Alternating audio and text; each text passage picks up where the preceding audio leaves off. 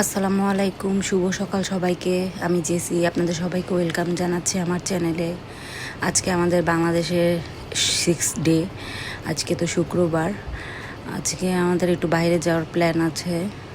এখানে জাহিন সাহেবের বড় পাপার সাথে খেলা করছে, ও আমার বড় ভাসুরের সাথে লুডো খেলতেছে। তো মাঝে মধ্যে ওরা বড় পাপার সাথে টাইম কাটাতে পারতেছে। জাপানে কিন্তু এই সুযোগটা হয় না, কারণ বড় ভাই আমাদের বাসা থেকে অনেক দূরে থাকে। তো এখানে একটা সুবিধা হয়েছে যে ওরা বড় পাপার অনেক কাছাকাছি, ওদের সাথে টাইম স্পেন্ডও করছে বড় ভাইয়া। এটা আমার খুব ভালো লাগছে।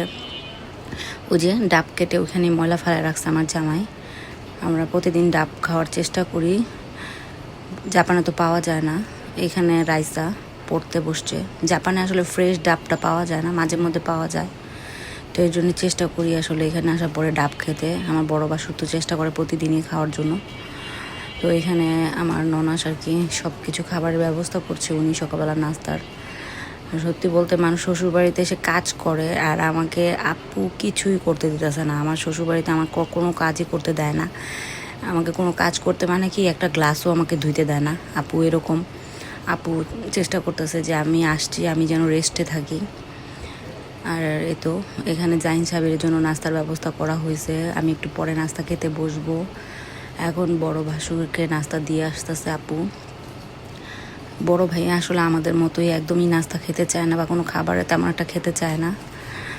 আসলে আমরা মানে কি বলবো, একটু কিছু খেলেই পেটে মনে হয় খাবার অনেক হয়ে গেছে, পেট গ্যাস হয়ে যায়, নাহলে ফাঁপা হয়ে যায়, নাহলে টয়লেট শুরু হয়ে যায়, মানে কিছু না কিছু একটা থাকে প্রবলেমের জন্য চেষ্টা করতেছি আমরা মানে কম খাওয়ার জন্য, যেন বাঁচার জন্য খাওয়ার, এই আর কি।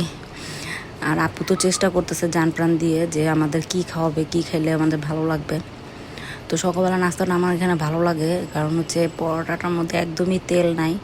আর আমার কিন্তু জাপানে নিজের মানে এরকম কিছু বানায় স্পেশাল কিছু খাইতে ইচ্ছা হয় না। এই যে আমার ভাগনা ভাগ্নি, আমার এই ভাগনাটা মানে অনেক কষ্ট করতেছে। আপনারা গতকাল দেখছেন যে আমি মাহিমের দোকানে গেছি। ও মাহিমের ছোট, ওর নাম হচ্ছে ফাহিম। তো আর আপনারা যারা ভিডিও দেখেন নাই, প্লিজ আমার ভিডিওটা দেখবেন, আশা করি ভালো লাগবে।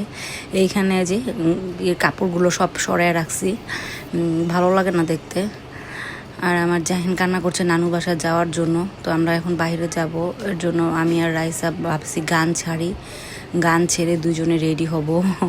রাইসা বলতেছে আমি কোন গান শুনবেন, কোনটা শুনবেন। আর ওদের দুজনের মোবাইল দিয়ে আমরা দুজন রেডি হতে যাব 2 রুমে। আমি তো এখানেই রেডি হব। আমি এখন শাওয়ার করে আসছি, এখনও আসলে আমার চুল শুকায় নাই, যেহেতু হেজাব পরবো এর জন্য চেষ্টা করতেছি আস্তে ধীরে রেডি হইতে, যেন চুলটা একটু শুকায়। আজকে আমাদের কোনো উপলক্ষ না, এমনি আর কি চাইনিজ খেতে যাব বাচ্চাদেরকে নিয়ে, বাচ্চাদেরকে ঘুরায় নিয়ে আসবো। বাচ্চারা একটু এনজয় করবে, যেহেতু আমার ভাগনা ভাগ্নিরা অনেক, সবাই একটু একসাথে হবে, মজা করবে, এর জন্যে। এই যে আমার চুল একদমই শুকায় না এখনও।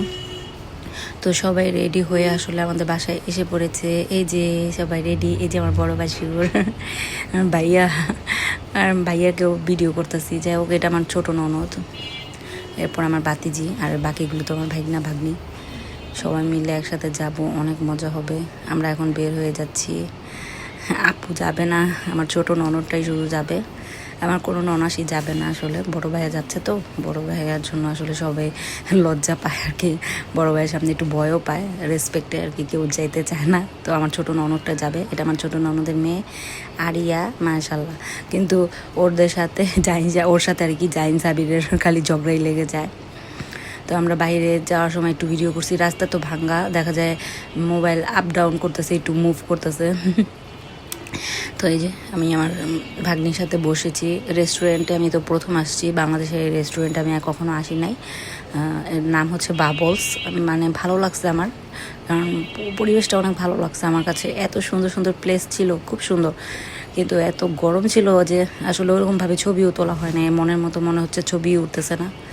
তারপরও চেষ্টা করছি। এই যে এই প্লেসটা দেখে আমার খুব ভালো লেগেছে। তারপর আমি বলতেছি যে আমি একটু দাঁড়াও, এখানে আমরা ছবি তুলে দাও।